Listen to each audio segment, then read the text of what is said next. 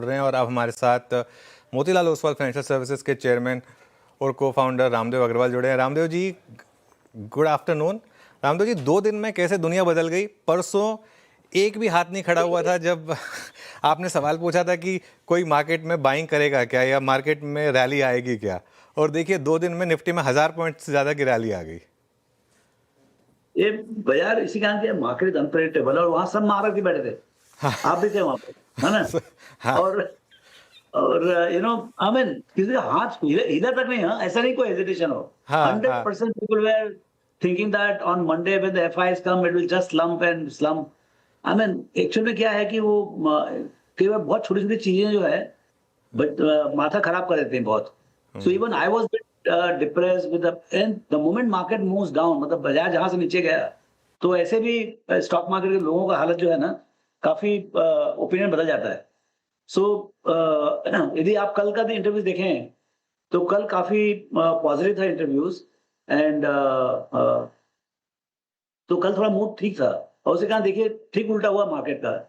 Everybody was saying कि market will go down, और कल बाजार बराबर 1% से ऊपर बढ़ गया, और अभी तो आज कहानी बदल गई पूरी की पूरी। बिल्कुल नहीं, बिल्कुल सही कह रहे हैं रामदेव जी। खैर वैसे आप सही कह रहे हैं, सब महारथी थे। मैं तो सिर्फ एक एज पार्टिसिपेंट आया था, मैं अपने आप को उनमें नहीं करूंगा, लेकिन आप सब लोग बिल्कुल, आप सब सब सब नर्वस थे। किसी की हिम्मत नहीं थी हाथ उस समय ऊपर करने की कि मार्केट भागेगा। और मेरे ख्याल से कितने 100 लोग थे, करीब 100 में से एक हाथ नहीं खड़ा हुआ। कहीं ना कहीं मार्केट शायद सबको सरप्राइज कर रहा था। अच्छा रामदेव सर, एक बड़ा सवाल ये होगा कि क्या अब हम फाइनली एफआईएस की वापसी देखेंगे। हो सकता है आज तो बड़ी शॉर्ट कवरिंग करनी पड़ी हो उन्हें, क्योंकि मार्केट इतना ऊपर है और वो नेट शॉर्ट अग्रेसिव उनके रिकॉर्ड शॉर्ट्स हैं।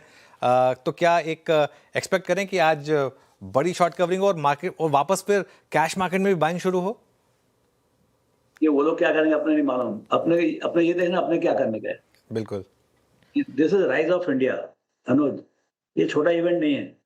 It is not about 50% coming down to 18%। This is a different ball game.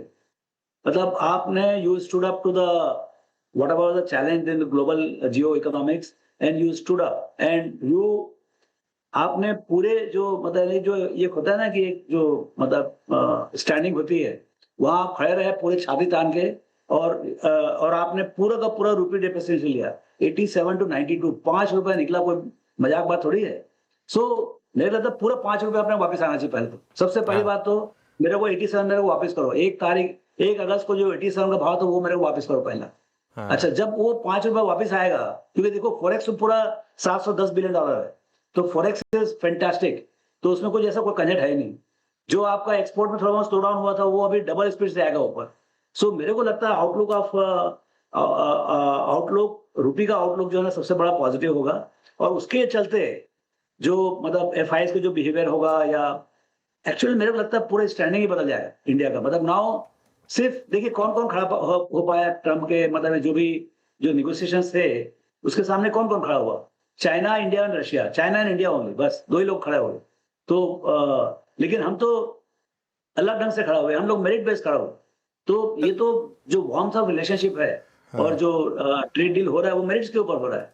सो बिल्कुल। ये मेरे ख्याल से ये बहुत बड़ा अचीवमेंट है हमारे हमारे सरकार का, और जो उन्होंने स्ट्रैटेजिक जो स्टांस लिया, जो मतलब कॉमर्स मिनिस्टर और जो उनके नीचे जो लोग जिन्होंने निगोशिएट किया, इतना मेहनत किया, आई थिंक उनको सबको बधाई है इनके लिए। और मेरे ख्याल से यहाँ से कहानी बदलेगी। ये मार्केट 2 है, मतलब यानी Covid was market 1, this is हाँ मार्केट 2 मेरे हिसाब से। इट्स अ बहुत स्टार्ट ऑफ न्यू डील। बहुत बड़ी हेडलाइन दे रहे हैं आप हमें कि ये मार्केट 2.0 है। जो कोविड के बाद मार्केट आया था वो मार्केट 1.0 था, ये मार्केट 2.0 है और एक बहुत बड़ा इवेंट है। रामदेव जी, तो इन दैट केस भारत की साख भी बढ़ेगी, क्योंकि हमने भले ही टाइम लगा हमें, लेकिन हमने एक काफ़ी अच्छी डील हमारे लिए ली और साख बढ़ेगी भारत की। आगे हो सकता है कि भारत की रेटिंग्स में भी रेटिंग एजेंसीज की तरफ से चेंज आए, कुछ आगे जाते हुए बॉन्ड इंक्लूजन भी हो। ये सब चीज़ें आगे जाकर एक वर्चुअस साइकिल, जो अभी हमारी एक विशेष साइकिल चल रही थी, हो सकता है एक वर्चुअस साइकिल में बदल जाए। देखिए इन्होंने क्या किया, आप बजट के मेकिंग देखिए, आप ये हाँ पूरे एक एक रेशियो को उन्होंने मैनेज किया है। Debt to GDP, fiscal deficit, मतलब हर चीज उन्होंने, मतलब एकदम जो रेटिंग एजेंसी को जो चाहिए वो सब दिया उन्होंने। उसके ऊपर से अभी ये ट्रेड डील हो गया, आपका यूरोप के साथ भी हो चुका है। आई थिंक 8 या 9 देश के साथ में ऑलरेडी हो चुका है। कनाडा भी यहाँ पर बात करने के लिए आ रहा है। तो आपका पूरा जितने भी डेवलप कंट्रीज हैं, चाहे यूरोप हो, चाहे अमेरिका हो, कनाडा हो, जापान हो, आपका सबके साथ में आपका ट्रेड एग्रीमेंट हो जाएगा। एंड वो भी एक दूसरा क्या है, इंडिया का एक इमेज क्या है कि India is very reliable, we are not IP violators. तो उसी का अच्छा जिस ढंग से हमने जो जिस ढंग से अपना पॉलिटिक्स चलाया है या डिप्लोमेसी चलाया है, तो सबके साथ अच्छे रिलेशन है। तो मुझे लगता है कि इसका बहुत अच्छा बेनिफिट मिलेगा। और इन्फ्लेशन भी बहुत कंट्रोल में है। तो यहाँ पर इन्फ्लेशन अच्छा है, क्रेडिट फ्लो बहुत अच्छा है, so domestic demand is also very good and now external demand is also very good. तो मेरे को लगता है 7 से 8% ग्रोथ हो सकता है, 8 से भी ज्यादा हो जाए। ये एक माहौल दिखता है मेरे को अगले 3, 4, 5 साल के लिए।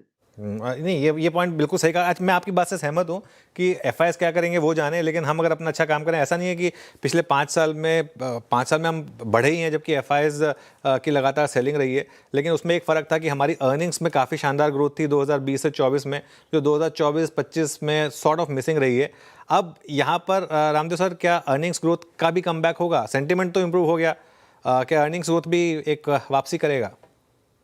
पर वो सेंटिमेंट भी इसी के लिए होगा कि भाई आपका जो अर्निंग्स का आउटलुक है वो इम्प्रूव होगा। सी अर्निंग्स आउटलुक थोड़ा खराब हो गया था, ये सब ट्रेड डील के थोड़ा अनसर्टेनिटी बढ़ गई थी। दूसरी ये जो है आपका क्रेडिट फ्लो बहुत खराब हो गया था। We our credit flow was very bad in last 12-18 months. लेकिन अभी जो जो नया गवर्नर साहब आए हैं, उन्होंने बहुत अच्छे ढंग से क्रेडिट का फ्लो संभाला है और अभी 13-13.5% तक हो गया है। सो थोड़ा सा हम लोग को भी अग्रेशन चाहिए कि भाई फिस्कल में तो सब कुछ किया उन्होंने, अभी मॉनेटरी में भी वो अग्रेशन चाहिए कि भाई एवरेज में 14-15% का जो आपका क्रेडिट ग्रोथ होता है वो करें। तो जाके भाई देखिए, अल्टीमेटली गरीब कंट्री, इसमें यदि आप जो इनकम है उसको आप क्रेडिट से सपोर्ट नहीं करोगे, तो टोटल डोमेस्टिक डिमांड में वो इजाफा नहीं आएगा। तो आपका डोमेस्टिक डिमांड में इजाफा नहीं आएगा तो आपका प्राइवेट कैपेक्स भी नहीं होगा। एकदम मतलब मेरे जो समझ उसके हिसाब से बोल रहा हूँ मैं। तो मुझे लगता है कि now time has come for it to come and play aggressively like Virat Kohli. You have to play in the front foot. नहीं, केपेक्स की बात की आपने, बजट में भी क्लियरली असल में क्या हो गया था ना राम सर, बजट में ना अनफॉर्चुनेटली सारा शायद सेंटीमेंट खराब था, इसके लिए सारा का सारा फोकस एसटीटी पे चला गया, वरना उसके एक्स ऑफ दैट काफ़ी पॉजिटिव अनाउंसमेंट्स भी आई थी। डेटा सेंटर आपने डिस्कस किया था, उसमें आई थिंक सबसे ज़्यादा डेटा सेंटर 21 साल के लिए टैक्स हॉलीडे एक बहुत बड़ा मैसिव ट्रिगर था, अगर हम उसको सही तरीके से कैप्चर कर पाए तो। तो अब यही है कि मतलब जितने अपॉर्चुनिटीज बिल्ड हो गए, अभी देखिए आपने यूरोप का डील किया है और अभी अमेरिका का डील हो गया है। इसमें ये तो 18 का तो हेडलाइन ये है, लेकिन एग्रीमेंट के अंदर देखना पड़ेगा कितने जीरो टैक्स है, मतलब zero tax for the import from US and zero tax for export from India. तो ये जो माहौल बनेगा, अभी उसका काउंटर नहीं मालूम हमको, क्योंकि एग्रीमेंट क्या क्या हुआ है। जैसे आप यूरोप का एग्रीमेंट हुआ वो हमको मालूम पड़ा, लेकिन अभी अमेरिकन एग्रीमेंट के जो ये है मतलब डिटेल्स है वो आने के बाकी हैं। मेरे ख्याल से जो अभी ये 18% वाला है, ये तो जो ओल्ड सिस्टम में जो उन्होंने 50% लगा दिया था उसको उन्होंने खत्म किया है। लेकिन जो पूरा एग्रीमेंट है उसमें कितने जीरो टैक्स है, मतलब टेक्सटाइल में हमको यदि जीरो एक्सेस मिलता है तो फिर तो पूरी दुनिया हमारे पास है। तो उसके लिए जो माहौल बनेगा टेक्सटाइल और में या जहां पर लेबर इंटेंसिव इंडस्ट्रीज हैं, उसको न ही सिर्फ यूरोप मिलेगा, उसको पूरा अमेरिका भी मिलेगा। तो ये काउंटर जो बन रहा है, जो ग्रोथ का एक माहौल बन रहा है, अपॉर्चुनिटी जो बन रहा है, मेरे ख्याल से ये कहानी तो अलग बनेगी। रामदेव सर, अब इस समय एक बहुत बड़ा सवाल लोग पूछ रहे हैं कि आज जैसे ऑब्वियसली सबसे ज़्यादा रिएक्शन तो टेक्सटाइल, जेम्स एंड ज्वेलरी, ये श्रिम्प वाले स्टॉक्स जो हैं इनमें आया है, जो यूएस एक्सपोज सेक्टर्स थे उनमें आया है। उसके अलावा थोड़े ऑटो एंसिलरी स्टॉक्स वगैरह हैं, इनमें रिएक्शन आया है। ये सिर्फ एक दिन का रिएक्शन रहने वाला है या फिर इस स्पेस में आज 10-15-20% ऊपर भी स्टॉक्स खरीदे जाएं, अगर आपका व्यू लॉन्ग टर्म का है तो? देखिए, इन्वेस्टिंग आप हिसाब से करिए, मतलब इन्वेस्टिंग एक अलग चीज है। इन्वेस्टिंग में आप बहुत शांति से करिए। आज मतलब ये सब आग में कूदने वाली बात नहीं है। लेकिन आप देखिए कंपनी क्या मेरिट्स हैं और उनके क्या प्रोस्पेक्ट हैं। ऐसा नहीं, कंपनी में दम होना चाहिए ना, अपॉर्चुनिटी है, लेकिन हर आदमी तो अपॉर्चुनिटी इनकैश नहीं कर सकता है। तो आपको ये देखना है कि कौन कौन सी कंपनी का ओरिएंटेशन इज टुवर्ड्स एक्सपोर्ट्स। कई कंपनीज होती हैं जो कि बहुत डोमेस्टिक ओरिएंटेड होती हैं, उनमें एक्सपोर्ट कॉम्पिटेंस भी नहीं होता है। So you have to be very careful what you are buying and what price you are buying, क्योंकि बहुत कंपनियों के दाम बहुत गलत है। जितनी छोटी कंपनी थी उनके दाम बहुत 70p, 80p, 90p। मेरे ख्याल से one has to be very careful at what price you are buying and which company you are buying. बाकी तो अभी मतलब इन्वेस्टर को समझने का है कि what do they buy. Okay वैसे एक चीज़ कहूँगा मैं आपकी प्रेजेंटेशन में, अगर दो चीज़ें स्टैंड आउट करती हैं। एक तो जो चंदन ने कहा था कि इतनी शॉर्ट पोजीशनिंग है, और अगर वो टेक्निकल्स के हिसाब से देखें 20 मंथ मूविंग एवरेज के हिसाब से 30,000 की निफ्टी की बात की थी, उससे मैं थोड़ा सा फनी लग रहा था, लेकिन अब तो लग रहा है कि देख के कि शायद आ भी जाए। और जो गौतम ने बात की थी कि मिड कैप अर्निंग्स में first sign of revival already दिख गए हैं इस क्वार्टर में, मैं उनका आज सुबह उनसे भी बात हो रही थी, तो वहाँ पर अर्निंग्स का एक रिवाइवल दिखा है। तो अगर दोनों चीज़ों को जोड़ दें, टेक्नो और फंडा, तो रामदेव सर एक कह सकते हैं क्या कि हम the worst phase of market is over और यहाँ से अब शायद एक बड़ी रैली की तैयारी करें? देखिए, आप लोग का जो थोड़ा आवाज ऐसे से आता है अनुज की, मतलब एक्सपेक्टेशन 2, 4, 5 महीने की बात नहीं करनी चाहिए।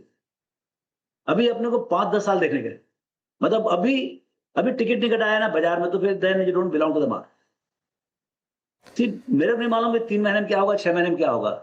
अभी ये एग्रीमेंट ऐसे कैसे आ गया, मतलब जिस ढंग से इन्होंने निगोशिएट किया है, और वो शांति चमन बैठ जाए बिटवीन अमेरिका, इंडिया, यूरोप और सब पूरे ट्रेडिंग ब्लॉक में, तो मतलब जबरदस्त opportunity for India to, because the cost structure is so low, rupee at 90 rupees, मतलब आपको मतलब $5 पर डे में, ₹500, $700, $5 से $60 में very skilled person is available for 10 hours. कहाँ मिलेगा दुनिया में, यू नो? सो मेरे ख्याल से you have the labour cost advantage, you have power cost advantage, you have a massive domestic market, you have now global market open without any duty.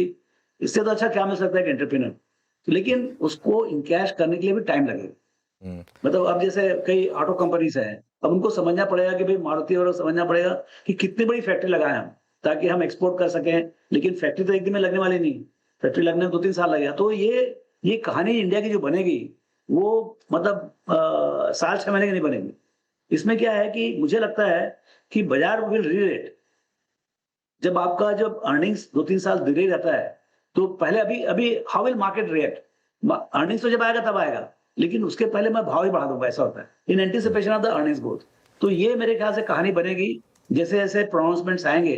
अभी तो आप अनाउंसमेंट हुआ है, अभी आप देखिए बिजनेस प्लान्स बनेंगे कॉर्पोरेट बोर्ड रूम्स में, और तो फिर उससे फिर कहानी बनेगी। रामदेव सर, पता है यही तो फ़र्क है आप में और मुझ में, इसीलिए आप इतने हाई पेडेस्टल पे बैठे हैं। आप सोचते हैं 15-20 साल का, और हम अब 5-6 महीने का भी एक्चुअली अगर सोचें तो वो ऑलमोस्ट हम उसको लॉन्ग टर्म मान लेते हैं। लेकिन खैर, आपने बिल्कुल सही बात कही। आपने अगर 10-15-20 साल का एक अगर व्यू लें, और 10-15-20 साल का अगर आप पास का व्यू लें, तो हमारी मार्केट ने काफ़ी अच्छा ही करा है। ये तो बस पिछले 2 साल थे जो थोड़ी सी दिक्कत रही थी। रामदेव सर, एक और जो चर्चा का विषय रहा था वो ये था कि अभी तक तो एफआईआईज सेल साइड पर रहे हैं, लेकिन हमारी पूरी मार्केट को हमारे डोमेस्टिक फंड्स ने सपोर्ट किया है। एक रिस्क ये भी निकल कर आ रहा था कि क्या ये फ्लो हाथ पीछे खींच लेगा अगर कंटिन्यूस अंडर परफॉर्मेंस रही। तो ये जो 31,000 करोड़ का एसआईपी आंकड़ा है, जो म्यूचुअल फंड के जो आंकड़े हैं, कहीं ना कहीं अब आज जिस तरीके का रिवर्सल आया, बजट आया, उसके बाद कहीं ना कहीं अब एक सूदिंग, उसको भी एक सूदिंग मिलेगी कि हाँ, अब वो नंबर हमारे पास इंटैक्ट रहने वाला है, और उसके पास वापस एक कॉन्फिडेंस आएगा कि मार्केट वापस ऊपर चलने के लिए तैयार है। उनके लिए अनुज, उनके लिए मतलब काफी बाहर के सब मार्केट्स खुले हैं, यू नो। तो ये हमेशा कंपैरिजन होता रहा कि मैं ये खरीदूं या ये खरीदूं, मतलब should I put money in India, should I put in America, should I put in Japan, China, Indonesia. उनके पास बहुत ऑप्शंस है। तो मेरे को ये नहीं मालूम कि कहां पर जाएंगे वो। सो उनके बारे में मैं कुछ नहीं बोल सकता, लेकिन मेरा जो काम है कि भाई मैं अपना घर सुधारूं, मैं अपना इंडस्ट्री अच्छे से चलाऊं, मैं अपना अर्निंग्स बढ़ाऊं। तो मेरे को जो मेरा ड्यू है, मेरे को जो मतलब मेरे को यदि मान लो 25 का पी मिलना है, और यदि आज 20 का है, तो मेरे को 25 मिलेगा, इतना मेरा मालूम है। चाहे वो डोमेस्टिक वाला खरीदे, चाहे फॉरेन खरीदे, how does it matter? Now there is no depth of equity. I am telling you, please don't differentiate between. Of course they are very powerful, they have much bigger sum of money globally, and they will come, but we should be what you call, we should deserve to get their investments. They are very respected people. नहीं, they will come on merits. मैं समझ गया। नहीं, मेरा सवाल ये था कि अब एटलीस्ट एक जो डोमेस्टिक लिक्विडिटी जो हमको लगातार सपोर्ट कर रही थी, अब वो बनी रहेगी। एटलीस्ट वो रिस्क फैक्टर खत्म हो गया, क्योंकि जो अंडर परफॉर्मेंस एक लग रहा था कि कहीं डोमेस्टिक लिक्विडिटी भी ना चली जाए कहीं, कम से कम एक एटलीस्ट वो एक कंफर्ट मिल जाएगा आज के बाद। मतलब कहानी सुधर गई भाई. कहानी has become, you have upgraded the story, and now the valuation should also get upgraded. Right Ramdev sir, बहुत बहुत शुक्रिया. एज ऑलवेज आप इतने बड़े दिन पर CNBC आवाज़ के साथ जुड़े और अपना व्यू दिया आपने. Thank you so much. Thank you. चलिए, तो आशीष, एक और बाजार के महारथी सबसे पहले CNBC आवाज़ पर, और कल रात से ये सिलसिला चल रहा है. और ये रामदेव सर की पार्टी थी बजट के बाद की, जिसमें हाथ उठाए गए थे और किसी ने नहीं उठाया. हाँ, जो अपन सुबह चर्चा कर रहे थे. जो हम सुबह चर्चा कर रहे थे, तो उसमें बाजार की वो एक कस्टम होता है एक्चुअली पोस्ट बजट पार्टी का. तो उसमें सवाल उसमें पूछा गया था कि आप में से कौन मार्केट को लेकर सोच रहा है कि यहाँ से मार्केट ऊपर आएगा. एक हाथ ऊपर नहीं गया था, इंक्लूडिंग माइन. तो वही बात वो कह रहे थे. और रात तस्वीर बदल गई.